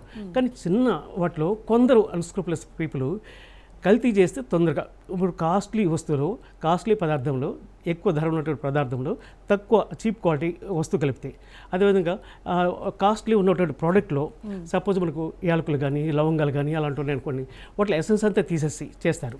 తర్వాత ఏంటంటే ఇప్పుడు రకరకాల కల్తీ చెప్పుకున్నాం కదా, పాలలో కావచ్చు, లేకపోతే నెయ్యిలో కావచ్చు, తేనెలో కావచ్చు, పాల పొడిలో, మన కాఫీ పొడిలో కావచ్చు, టీ పొడిలో కావచ్చు, రకరకాల అవి ఇంక్లూడింగ్ మనకు పసుపు కావచ్చు, ఇంట్లో ఉపయోగించుకునే పసుపు కావచ్చు, కారం కావచ్చు, ఇలాంటి అన్ని రకరకాల వస్తువులు పర్టికులర్లీ చిన్న చిన్న చిన్న ప్లేసెస్ తయారు చేసేవాళ్ళు కానీ, అమ్మేవాళ్ళు కానీ, లూజ్గా అమ్మేవాళ్ళు కానీ, ఎందుకంటే వాళ్ళకి పెద్ద స్టాండర్డ్స్ ఉండవు, అడ్రస్ ఉండదు, వాళ్ళు తొందరగా లాభాలు రావాలనే ఉద్దేశంతో వాళ్ళకి ఏంటంటే అధికారుల క్లచెస్లో కూడా ఉండరు, చిన్న చిన్న చోట తయారు చేస్తారు, చిన్న చిన్నగా అమ్మేసిపోతుంటారు. అలాంటి ప్రాపర్ లైసెన్స్ లేకుండా, ప్రాపర్ అడ్రస్ లేకుండా వాళ్ళు తొందరగా వ్యాపారం చేసి తొందరగా లాభాలు రావాలనే ఉద్దేశంతో ఇలాంటి కల్తీలు చేస్తుంటారు. మనకు మంచినీరు కూడా ఆహార పదార్థం అండి. ఫుడ్ సేఫ్టీ యాక్ట్ ప్రకారము మంచినీళ్ళలో కల్తీ జరిగిన కానీ వస్తుంది. ఇప్పుడు చూసుకుంటే పాలలో ఉదాహరణ చెప్తాను మీకు. పాలలో కేవలం వీళ్ళే కాదు, మనకు పాలు ఎక్కువ రావాలనే ఉద్దేశంతో ఈ పాల పరిశ్రమ చేసే అన్నట్టుగా గేదెలు కానీ బర్రెలు కానీ పెంచుతుంటారు, ఆవులు కానీ పెంచుతుంటారు. పాలు ఎక్కువ రావాలని చెప్పేసి వాళ్ళు ఏం చేస్తారు, ఆక్సిటోసిన్ ఇంజెక్షన్ ఇస్తారు పాలు ఎక్కువ వస్తున్న ఉద్దేశంతో. వాళ్ళకి తెలుసు ఇది హానికరమని తెలుసు. ఆక్సిటోసిన్ ఇంజెక్షన్ ఇస్తే గేదె కానీ బర్రె కానీ ఎక్కువ పాలిస్తుంది. కానీ ఇది దాంట్లో హార్మోన్స్ చాలా ప్రాబ్లమ్స్ ఉంటాయి, పిల్లలకి చాలా హార్మోన్స్ ఎఫెక్ట్ అవుతాయి. అక్కడి నుంచి బిగిన్ చేసుకుంటాయి. ఈ ఇళ్ళ బట్టి వచ్చేవాళ్ళు కూడా ఎక్కువ స్టాండర్డ్స్ మెయింటైన్ చేయరు, మనం చూడము, మనకు తెలియదు. ప్రతి ఒక్కళ్ళు కూడా ప్రతి పాలని టెస్ట్ చేసుకోవడం కష్టమవుతుంది. సో అలాంటి ప్లేసుల్లో మెయిన్ వాళ్ళకి అవేర్నెస్ రావాలండి. ఎక్కువ ఎన్ఫోర్స్మెంట్ కూడా ఉండాలి. ఒకటి అమ్మే వాళ్ళకు కూడా సెల్ఫ్ రిస్ట్రెయింట్ ఉండాలి, చట్టం అనేది భయం ఉండాలి. అదేవిధంగా మనం ప్రజలతో ఆ ప్రాణాలతో డీల్ చేస్తున్నామనే ఉద్దేశంతో ఆ విధంగా లాభం కొంత ఉండాలి. అది ప్రతి ఒక్క వ్యక్తికి ఉండాలి. సెకండ్, వినియోగదారులు కూడా చైతన్యం ఉండాలండి. వినియోగదారులు కొనేటప్పుడు, పాల్గొనేటప్పుడు బజార్లో కంటే ఇక్కడ ఎవరంటే వాళ్ళు తీసుకొచ్చి అమ్మితే అది సరిగా ఉండవచ్చు, ఉండకపోవచ్చు. అలాంటప్పుడు డైరీ డెవలప్మెంట్ వాళ్ళ దగ్గర తీసుకోవచ్చు కదండి. అలాగే మనం వస్తువులు కొంటాం లూజ్గా కొనేటప్పుడు దానికి స్టాండర్డ్స్ కష్టమవుతుంది. అదే ప్యాక్డ్ కమాడిటీస్ తీసుకున్నప్పుడు ఏదైనా ప్యాక్లో అమ్మేసి సీల్ చేసేదానికి అడ్రస్ ఉంటుంది, మ్యానుఫ్యాక్చర్ అడ్రస్ ఉంటుంది, ధర ఉంటుంది, డేట్ ఆఫ్ మ్యానుఫ్యాక్చర్ ఉంటుంది, ఎక్స్పైర్ ఉంటుంది, దానికైనా సైడ్ ఎఫెక్ట్స్ అని సపోజ్ మందులు అంటే సైడ్ ఎఫెక్ట్స్ ఉంటే ఏమి చేయాలి ఉంటుంది.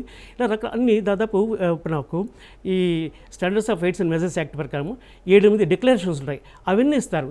ఎక్కడైనా ఏదైనా తప్పు జరిగితే ఇమీడియట్గా మనం కంప్లైంట్ చేస్తానికి అవకాశం ఉంటుంది. సో ఈ ఫస్ట్ ఆఫ్ ఆల్ అదేవిధంగా మనం స్వీట్స్ రకరకాలు కొంటాం, బండి మీద కొంటుంటాం, బండి మీద రకరకాల ఫ్రూట్స్ కొంటుంటాం.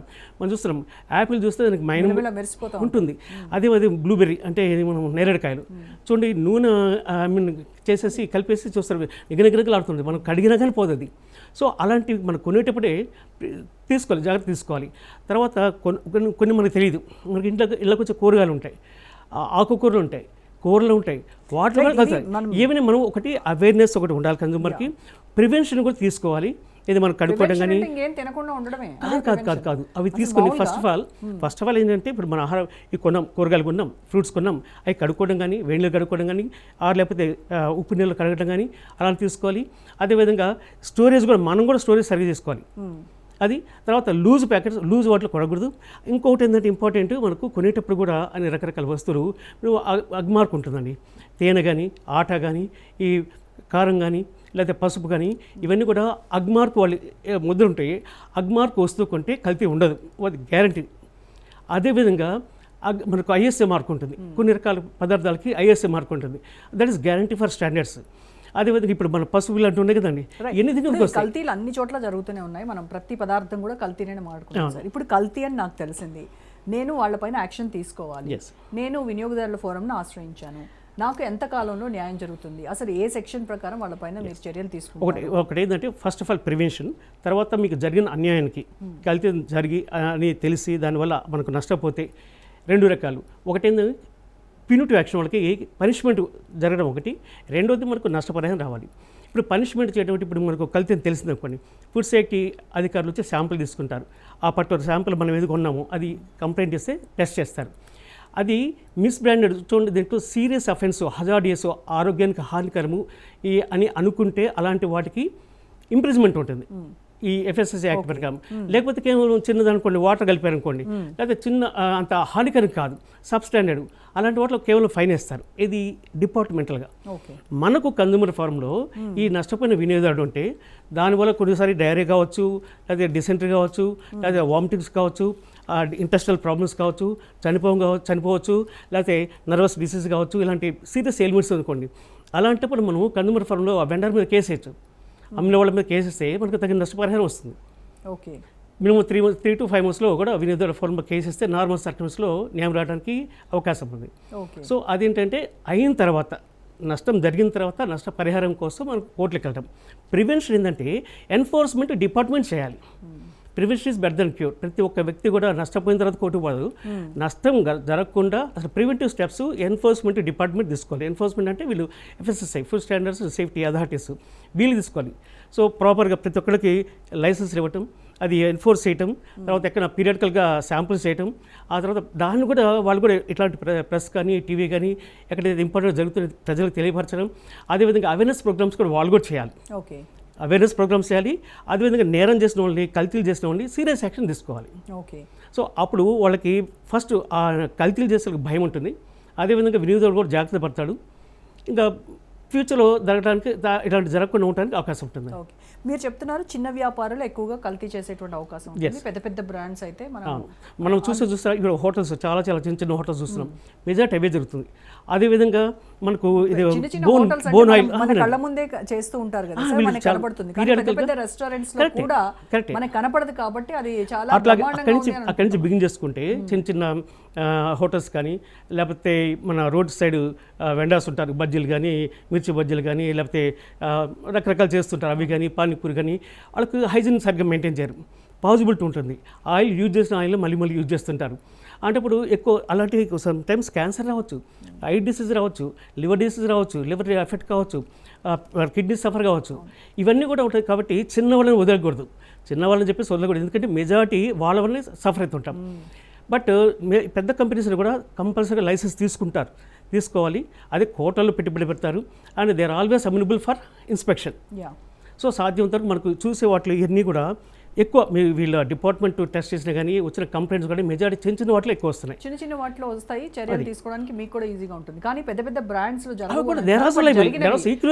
తక్కువ ఉంటుంది ఉన్నాయి. కానీ అప్పుడు ఈ పొలిటికల్ ప్రెషర్స్ కూడా ఉంటాయి పెద్ద వ్యాపారులు. అది అంటానికి లేదండి, పొలిటికల్ ప్రెషర్స్ అంటే ప్రతి దాంట్లో ఎక్కడైనా ఉండొచ్చు. బట్ చట్టం మస్ట్ గో అకార్డింగ్ టు లా.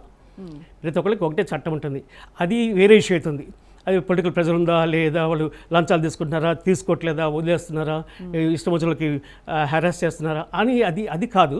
అది సెకండ్ ఇష్యూ. అది వేరే డిబేట్ అవుతుంది. సో చట్టం ఏం చెప్తుంది, ప్రివెన్షన్ ఏం చేయాలి, అరికట్టడానికి ముందు ప్రివెంటివ్ స్టెప్స్, కన్జ్యూమర్ అవేర్నెస్, నష్టం జరిగిన తర్వాత ఏం చేయాలి. సో ప్రివెన్షన్కి వీళ్ళు డిపార్ట్మెంట్ వాళ్ళు, ఎన్ఫోర్స్మెంట్ అథారిటీ వీళ్ళు చేయాల్సిన డ్యూటీ ఫస్ట్. వాళ్ళు చేయాల్సిందంటే అందరినీ డేటా కలెక్ట్ చేసుకోవాలి, ఎవరెవరు ఏం వస్తువులు అమ్ముతున్నారు, ఎంత చిన్న రేంజ్ అయినా సరే. Even street vendors, push cart vendors కూడా లైసెన్స్ ఇస్తున్నారు నవేడేస్. పుష్ కార్ట్ వెండర్స్ కూడా లైసెన్స్ తీసుకోవాలి, దగ్గర వాళ్ళకి ఇచ్చి లైసెన్స్ ఇస్తున్నారు, వాళ్ళు కూడా ట్రైనింగ్ ఇస్తున్నారు. అది ఎఫెక్టివ్గా ఉండాలి.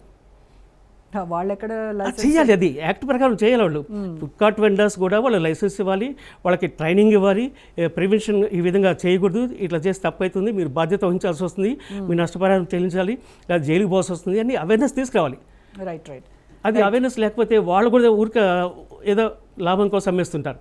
సో వాళ్ళకి తెలియాలి, జైలుకి నువ్వు వెళ్తావు, జైలుకి వెళ్తావు అని చెప్పేసి. రైట్. వెంకటరమణ గారు, ఫైనల్గా ఒక వర్డ్ చెప్పండి సార్. పాలు తాగితే ఆరోగ్యం, కానీ అదే పాలు విషయం అయితే బాధ్యత ఎవరిది? అధికారులదా, పాల విక్రయదారులదా, లేదు అని అంటే నమ్మి తాగుతున్న ప్రజలదా? ఎవరిది అంటారు చెప్పండి. మనం చూసుకుంటే మరి అన్ని చూసుకోకుండా నమ్మి తాగుతున్న ప్రజలది అవుతుంది తప్పితే, ఇప్పుడు కల్తీ చేసిన వాళ్ళు వీళ్ళంతా కూడా ఆ అవేర్నెస్ తేవాల్సిన బాధ్యత మనందరి మీద కూడా ఉందండి. అట్లాగే ఈ పాల సేకరణ కాడి నుంచి కూడా ఎంతో శ్రద్ధగా పాయిచరైజేషన్ చేసి కన్జ్యూమర్కి ఇచ్చే వరకు కూడా ప్రతి సంఘం కూడా, ప్రతి యూనియన్ కూడా బాధ్యతగా మెలగాలని, అట్లాగే కన్జ్యూమర్ కూడా అవేర్నెస్ పెంచుకొని ఈ కల్తీ జరగకుండా ఏం చేయాలి, కల్తీ జరిగితే ఎవరికి కంప్లైంట్ చేయాలి, ఏ రకంగా రెస్పాండ్ అవ్వాలి అనేది అవేర్నెస్ వస్తే ఆటోమేటిక్గా ఈ కల్తీ చేసేవాళ్ళు కానీ, అట్లాగే ఫుడ్ సేఫ్టీ అమ్మేవాళ్ళు కానీ వీళ్ళందరూ కూడా జాగ్రత్త పడి మంచి పదార్థాలు రైతులకి కానీ, అట్లాగే కన్జ్యూమర్కి కానీ, తినేవాళ్ళకి కానీ సప్లై చేస్తారనేది మా ఉద్దేశం. శ్రీరామ్ గారు, మీరు అగ్రీ అవుతారా? ఇందాక మేడం కృష్ణా మిల్క్ వారు చెప్పినట్టు ఎంత మంచి ప్రపంచంలో ఉన్నాం అనుకున్నట్టే, ఇప్పుడు ఇప్పుడు మిత్రులు లాయర్ గారు అనుకుంటా, ఆయన చెప్పింది తర్వాత అబ్బాయి ఇంత రక్షణ ప్రపంచంలో మనం ఉన్నామా అని చెప్పి సంతోషం కలిగింది నాకైతే. ఇలాగైతే కనుక నిజంగా కనుక జరిగితే అసలు మిగతా మనం అన్ని పనులు మానేసి ఈ కన్జ్యూమర్ దానికి వెళ్తే ఇంత డిబేట్ జరిగింది కదా శ్రీరామ్ గారు, రేపు పొద్దున మీరు కాఫీ తాగేటప్పుడు టీ తాగేటప్పుడు నిజంగా చాలా హ్యాపీగా తాగుతారా? అదే అంటున్నా, అందుకే అంటున్నా ఇప్పుడు నేను అసలు రేపు నేను మానేద్దాం అనుకుంటా రేపు నుంచి అసలు బెస్ట్. ఎందుకంటే ప్రజలదే నేరం అంటున్నారు, నమ్మి తాగుతున్న ప్రజలదే నేరం అంటున్నారు కాబట్టి మానేయడం బెటరు. ఇప్పుడు అదే చెప్పారు ఆయన, ఫైనల్ గా చెప్పింది అదే, కన్జ్యూమర్ కే ముందు అసలు దాంట్లో ఇది రావాలి అని చూసుకోవాలి, వాళ్ళే ఎన్ని కేసులు పెట్టాలి అని చెప్పారు. ఓకే, నేను అనుకుంటున్నాను రేపు నుంచి అసలు రోజు ఒక ప్రోడక్ట్ మీద కేసులు పెట్టుకుంటూ వెళ్ళిపోతే నేను పెద్ద కోటీశ్వరుని అయిపోతాను, మిగతా పనులు చేయడం మానేసి ఇంకా జీతాల కోసం డబ్బుల కోసం ఎక్కడ వెంపర్లాడక్కర్లేదు అని నాకు సంతోషం కలిగింది. ఆర్టీఐకి వెళ్తేనే అసలు ఎవడు పట్టించుకోవట్లేదు, దాని మీద ఇన్ఫర్మేషన్ ఇవ్వట్లేదు, రసీదులు ఎవడో ఇవ్వట్లేదు, ఇక ఏదైనా ప్రోడక్ట్ కొందామంటే రసీదులు ఇవ్వట్లేదు, కన్జ్యూమర్ కోర్టుకి వెళ్దామంటే దాని గురించి 2-3 కేసులకు వెళ్తే తెలుస్తుంది కన్జ్యూమర్ కోర్టులో ఏం జరుగుతుంది అనేది. మిత్రులు ఉన్నారు కాబట్టి నేను దాని గురించి ఎక్కువ మాట్లాడను. కాబట్టి ఏంటంటే మనం ఊహించుకోవడానికి థీరీ అంతా బాగుందండి, థీరీ బాగుంది, కన్జ్యూమర్ కోర్టుకి వెళ్తే బ్రహ్మాండం జరిగిపోద్ది. పతంజలి వాళ్ళదే ఇప్పుడు దాకా ఏం తేలట్లేదు. పతంజలి ఎక్కడ పతంజలి, ఎన్ని వేల కోట్ల పతంజలి వాళ్ళ దగ్గరనే తేలట్లేదు.